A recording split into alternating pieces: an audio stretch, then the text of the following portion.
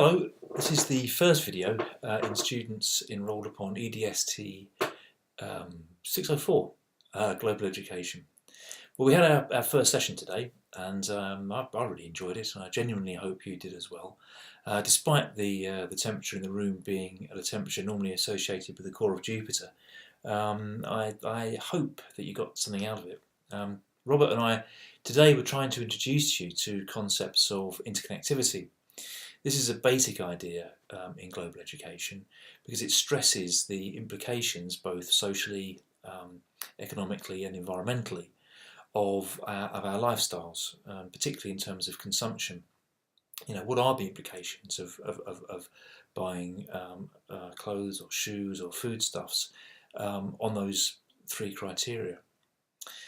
The idea, of course, is that it promotes the idea that actually our lifestyles have profound implications for others in the world. And this is a sort of central core theme to global education generally. Of course, it fits very nicely with concepts of social justice, which we'll be coming on to in the next few weeks when we look at rights and we look at peace and we look at futures education. So the idea of interconnectivity and social justice are very closely interrelated, and we can look at our own lifestyles and we can look at the way we live and compare that to the global average. You know, where we said earlier on that 80% of the world's population live on an income of less than $10 a day, and that can be quite shocking for us in terms of how we live, because we're very cosseted, aren't we?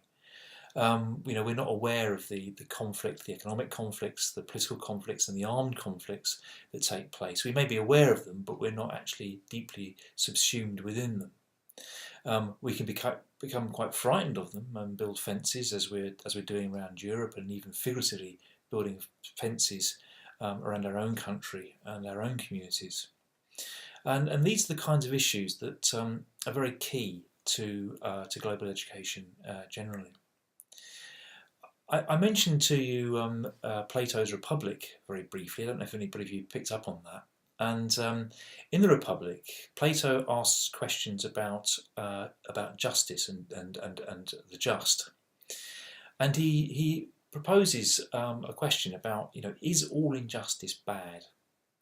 And he says, what about somebody who is unjust, who gets money by nefarious means to support and protect their families, to provide their family and their loved ones with a good living standard, a safe, secure house, so on and so forth. Is that wrong? And he says, that as that particular family grow wealthier, they can actually employ people to go around and say, actually, those people aren't bad at all. They're pretty good. And you can be altruistic. You can give to charity. You can do good things with that money, despite the fact that it's come in a nefarious way. And I wonder whether we could apply Plato's question to our lifestyles. We live, in this fabulously privileged way because it's subsidised and supported by other people. We are, our economy and the infrastructure of our country has been based on exploitation, based on an empire at one time. The Victorian schools, the Victorian infrastructure that we enjoy, all based on imperial control of nearly a third of the world. So can we justify that? Are we right in maintaining this? Are we right in building fences? And if not, and this is the question I want you to think about this week, if not, if we're really truly concerned about social justice and equity, how much of your current lifestyle would you be prepared to give up? How much, or to what degree, would you be prepared to change the way you live for a more equitable and socially just world?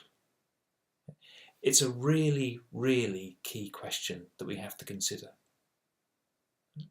So have a think about that. How much would you prepare to give up? How much would you change? How differently would you live to see a more equitable and socially just world. Right. Have a think about that. Have a look at some of the resources. They're all up online. And have a great week. And I'll see you next Monday somewhere.